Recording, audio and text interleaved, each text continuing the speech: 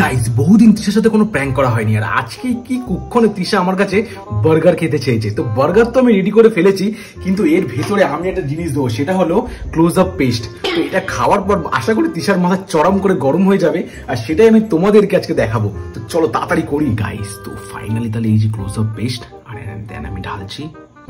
যাই না, ও খাওয়ার সাথে কিন্তু একদমই মজা পছন্দ করে না, আর আমি খুবই ভয় আছে যে ও খেলে যাই না কি রেগে ফেগে যাবে কিনা। তো তোমাদেরকেও দেখাবো। তো চলো এটাকে ফাইনালি মেল্ট করে ওকে খাওয়াই, আর দেন রিঅ্যাকশনটা দেখাই।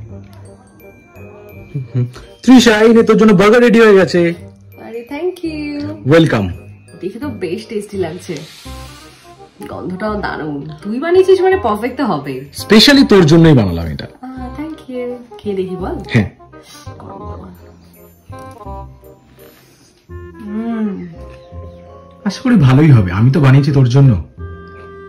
কেন মুখটা এরকম হয়ে গেল কি করে? ঠান্ডা ঠান্ডা। এটা তো বার্গারই। কি দিয়েছিস তুই বলতো? তুই পেস্ট দিয়েছিস এটার মধ্যে? তুই পেস্ট দিয়েছিস এটার মধ্যে? আরে আমি দিইনি কিছু, খা তুই বার্গার।